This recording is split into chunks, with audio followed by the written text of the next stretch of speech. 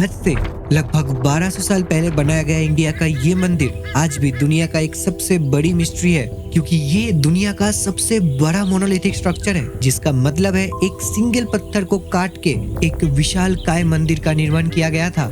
और अगर आप ये सोच रहे हैं कि इसमें ऐसी कौन सी बड़ी बात है, तो जरा सोचिए। ऊंचाइयों में एक 10 मंजिला बिल्डिंग जितना और चौड़ाई में एक फुटबॉल ग्राउंड जितना बड़ा पत्थर को काट के एक मंदिर का रूप देना कितनी बड़ी बात है। और एक इतने विशाल पहाड़ से 2 लाख टन पत्थर को बस मामूली से छेनी हथौड़े से काट के बाहर निकालना, और वो भी कुछ ऐसे कि एक भी गलती हुई तो पूरा स्ट्रक्चर खराब। और उससे भी बड़ी बात, जहाँ एक स्ट्रक्चर नीचे से ऊपर तक बनाई जाती है, वहाँ ये स्ट्रक्चर ऊपर से नीचे तक बनाई गई है। और इसीलिए लोगों का आज भी मानना है कि इतने लेजर प्रिसिजन से बनाया गया स्ट्रक्चर तो एलियन का ही हो सकता है, क्योंकि आज के मॉडर्न टेक्नोलॉजी से भी अगर हम इसे दोबारा बनाना चाहे तो ये इम्पॉसिबल है। This is the most controversial and mysterious Kailash temple of Ellora.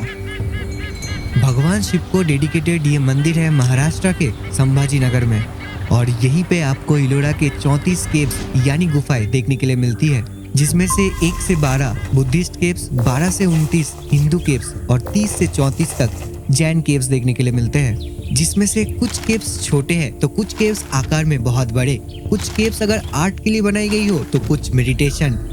लेकिन इन सब में जो सबसे खास है वो है केव नंबर 16, जिसमें आता है कैलाश टेम्पल, जो आज तक हर एक रिसर्चर को हैरान करता हुआ आया है। अब ऐसा क्यों?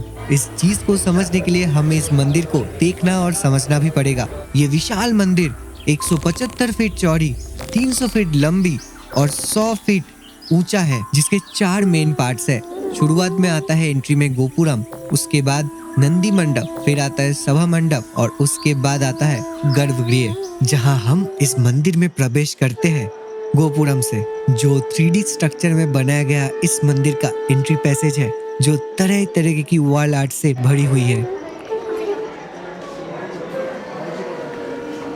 और हर एक हिंदू मंदिर की तरह इस मंदिर के शुरुआत में भी गणपति बापा की मूर्ति, साथ में महिषासुर मर्दिनी और भाग्य लक्ष्मी जी का भी मूर्ति यहाँ पे देखने के लिए मिलती है। बेसिकली ये सारे मूर्तियाँ स्टोन को कर्व करके बनाया गया था, और इन सब में यहाँ मौजूद ये भाग्य लक्ष्मी जी का मूर्ति, इसकी संरचना, इसकी आर्ट बहुत खास है। अब गोपुरम से आगे आते ही इस मंदिर का पूरा दर्शन होता है। जिस पहाड़ को काट के इस मंदिर को बनाया गया था, उसके दीवार पे भी केव्स बना के वहाँ पे शिव और विष्णु पुराण की कहानियों को दर्शाया गया है। जिस पहाड़ी को काट के इस मंदिर को बनाया गया था, उसके दीवार के अंदर गुफा बना के ऐसे शिव जी और विष्णु भगवान के अलग अलग रूपों का और पुराणों का ऐसे वर्णन किया गया है। और इतने बड़े बड़े पत्थर के स्ट्रक्चर्स है इसमें, जो देखने में बहुत ही ज़्यादा यूनिक है, बहुत ज़्यादा यूनिक है। यहाँ पे मुझे एक मूर्ति दिख रही है, जहाँ पे शिव जी हाथ में डमरू दिख रही है और त्रिशूल भी है, और यहाँ पे माता पार्वती है और नीचे नंदी महाराज है। विष्णु भगवान दिख रहे हैं, सुदर्शन चक्र है वो भी दिख रहा है। साथ में 10 अवतारों को भी शानदार तरीके से दर्शाई गई है। तो बहुत ही ज्यादा मेहनत लगा होगा इनको बनाने के लिए, और कितना रिस्की है। मतलब एक मंदिर के बाजू वाला पहाड़, उसको भी काट के उसके भी दीवार के अंदर ऐसे गुफा बनाना, उसमें ऐसे कारीगरी करना, कमाल का आर्ट है ये। अब गोपुरम से प्रवेश करने के बाद आता है इस मंदिर का दूसरा भाग, नंदी मंडप। अब नंदी मंडप आता है फर्स्ट फ्लोर में, जो गोपुरम से एक पैसेज के थ्रू कनेक्टेड है। Can you imagine this? एक पहाड़ को काट के बनाया गया एक मंदिर, उस पे भी ग्राउंड और फर्स्ट फ्लोर का कॉन्सेप्ट, जो एक इमेजिनेशन है, लेकिन इस इमेजिनेशन को रियलिटी में बस आप यहीं पे देख सकते हैं। नंदी मंडप, जहां शिव जी के प्यारे नंदी महाराज को बैठने का जगह मिला है, पर इस मूर्ति को मुगलों के समय तोड़ दिया गया था। इस कमरे की सीलिंग यानी छत पे एंशिएंट जमाने की नेचुरल कलर से बनी हुई पेंटिंग्स आपको दिख सकती है, लेकिन ये आर्ट्स आपको आज विजिबल नहीं दिखेंगे, क्योंकि ये समय के साथ और बिना देखभाल के खराब हो चुके हैं। और इस नंदी मंडप के दोनों तरफ 2 विजय स्तंभ और 2 बड़े बड़े हाथियों के मूर्तियां देखने के लिए मिलती है। इलोरा का ये कैलाश टेम्पल एक रथ के शेप में बनाई गई थी, जिसके दोनों तरफ टावर ऑफ विक्ट्री यानी विजय स्तंभ बनाई गई थी, जिनकी हाइट 70 फीट करके है। लेकिन जो 2 हाथियों की मूर्ति थी वो आज टूट चुके हैं। इसके बाद आता है इस मंदिर का तीसरा भाग, सभा मंडप।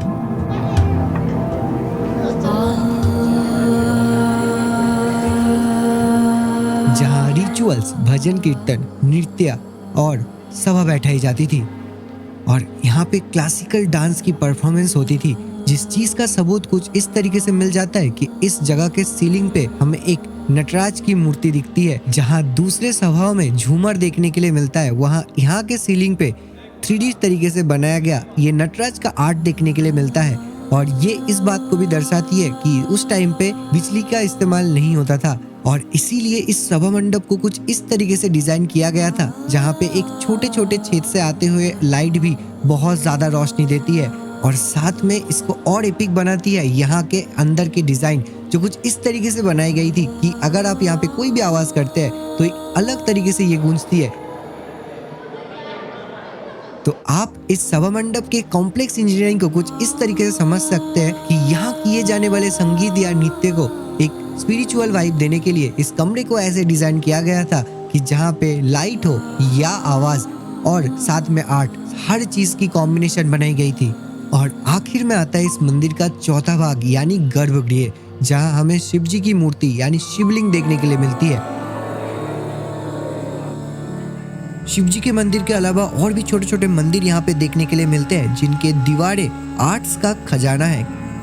और इस गर्भगृह को और एक चीज बहुत ही ज्यादा खास बनाती है, वो है इस गर्भगृह के दोनों तरफ के आउटसाइड के वॉल में एक तरफ जहाँ रामायण और दूसरे तरफ वहीं पे महाभारत के अलग अलग स्टोरीज को बताई गई है।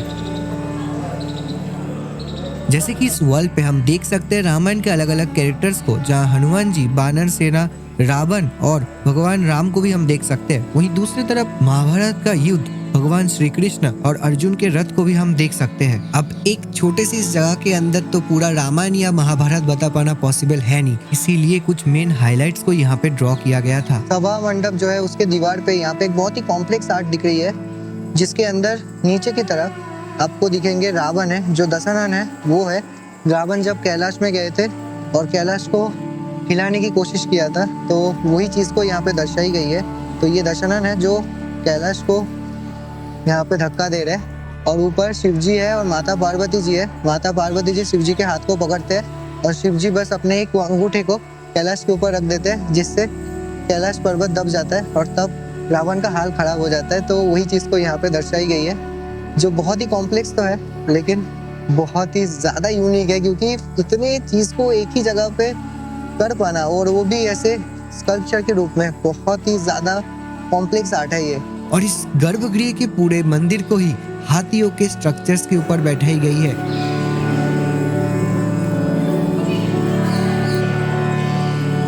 जिससे हम एक चीज समझ सकते हैं कि उस टाइम पे राजा हाथियों की कितना ज्यादा इस्तेमाल करते होंगे और ये देखने में बहुत ही ज्यादा कमाल के हैं। और ऐसी कुछ हैरान कर देने वाले आर्ट्स इस गर्भगृह के अंदर हमें देखने के लिए मिलते हैं। आज हमें इस मंदिर के हर चीज टूटी फूटी नजर आ रही है, क्योंकि मुगलों ने इस मंदिर को बहुत बार तोड़ने की कोशिश किया है, भगवान के मूर्तियों का भी रूप बिगाड़ दिया है, लेकिन फिर भी आज तक ये मंदिर स्ट्रांगली अपना वजूद बनाया हुआ है।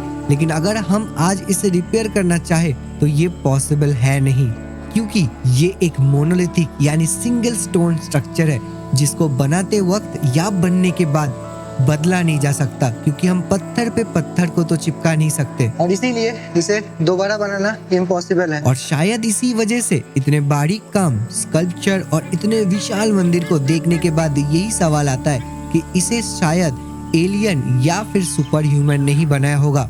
लेकिन एक कहावत है कि हर बनाई या बिगड़ाई हुई चीज की सबूत उसके आसपास ही मौजूद होती है। ठीक उसी तरीके से इस पहाड़ के दीवार को अगर हम बारीक से देखते हैं तो इस पहाड़ के वॉल पे बने हुए निशानों से साफ साफ पता चल जाता है कि इसे हैमर और चीजल जैसे मामूली से औजारों से ही बनाया गया था। लेकिन तब भी बहुत सारे सवाल रह जाते हैं। एक नॉर्थ के मंदिर में साउथ का गोपुरम कैसे, पत्थर में इतने बारीक कट कैसे लगाया जा सकता है? और अगर हम इस मंदिर के सारे स्कल्पचर्स को देखते हैं तो यहाँ 3 अलग अलग पल्लवन चालुक्यन, राष्ट्रकूटना शैली के 3 अलग अलग शिल्प कलाएं यहाँ पे दिखती है। और इतना सब कुछ होने के बाद भी इसे 10 से 12 सालों के अंदर कैसे बना लिया गया होगा? अगर इसको बनाने के लिए 2 लाख टन पत्थर को पहाड़ से काट के निकालने पड़े थे तो वो पत्थर कहाँ गायब हो गए?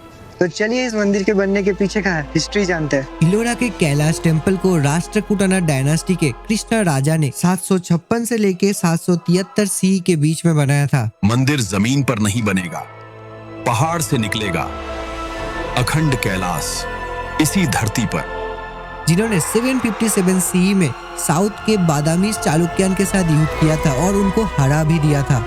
और उनको पडक्कल का विरूपक्षा टेम्पल दिखा जो मंदिर कैलाश टेम्पल जैसा ही दिखता था, जो कृष्ण राजा को इतना पसंद आया कि उन्होंने इसी के जैसा सेम टू सेम मंदिर नॉर्थ में भी बनाने का सोचा।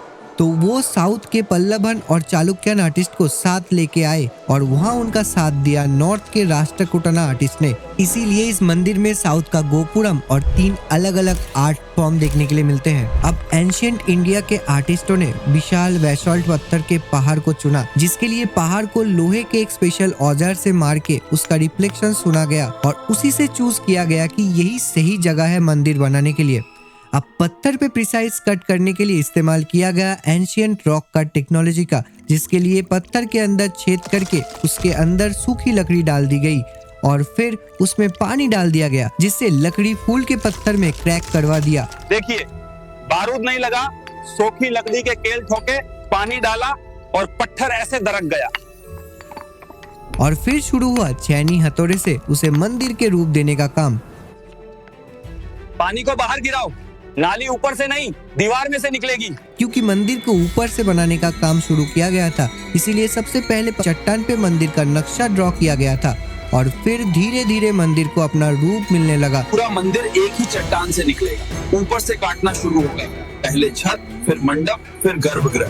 भार हाथियों पर टिकेगा, खंबे संतुलन देंगे। जहाँ एक तरफ पहाड़ को साइड से कट करके पत्थरों को हटाया जा रहा था, वही दूसरे वर्कर्स साथ में मंदिर को भी अपना रूप देने लगे थे और इसीलिए इस मंदिर को मात्र 10 से 12 सालों में ही बना लिया गया था। आधा मंदिर बाहर आ गया है और अभी तक किसी ने कुछ जोड़ा नहीं, बस तराशा है। ऐसा पहले कभी नहीं हुआ। आने वाली पीढ़ियां पूछेंगी, छैनी और हथौड़े से कैसे निर्माण हुआ ऐसा अद्भुत मंदिर। Wait, they carved this whole thing by hand out of one giant rock? तो हाँ, हमारे पूर्वज कोई सुपर ह्यूमन से कम भी नहीं थे, जिन्होंने बिना एक भी गलती किए एक 100 फीट के पहाड़ को काट के एक ऐसा मंदिर बना दिया जो आज भी सबको इसे एक मिस्ट्री ही मानने के लिए मजबूर कर देते हैं। और इस पहाड़ के कार्विंग के दौरान जो 2 लाख टन पत्थर निकले थे, माना जाता है कि उन पत्थरों से आसपास के गांव में सड़कें बनाई गई थी और समय के साथ वो पत्थर मिट्टी में मिल चुके हैं, इसीलिए उनका आज तक कोई सबूत नहीं मिला है। लेकिन जिस चीज का सबूत है वो है एक जीता जागता ऐसा मंदिर जो एक अजूबे से कम नहीं है, जो आज एक यूनेस्को वर्ल्ड हेरिटेज साइट तो है, लेकिन इंडिया का ये मंदिर अगर वर्ल्ड वंडर पे लिस्ट पे आता है तो शायद इस मंदिर को अपना परफेक्ट जस्टिस मिलेगी। और इस मंदिर के बनने के पीछे का हिस्ट्री जानने के बाद आई होप मेरी तरह आपको भी अपने एंसेस्टर्स और अपने रिच इंडियन कल्चर के ऊपर हद से ज्यादा प्राउड फील हो रही होगी। तो इसे और भी इंडियंस तक पहुंचाइए और चैनल को सब्सक्राइब कर लीजिए, क्योंकि ये अपने हिस्टोरिक महाराष्ट्र का पहला एपिसोड था। मिलते हैं अब नेक्स्ट एपिसोड में।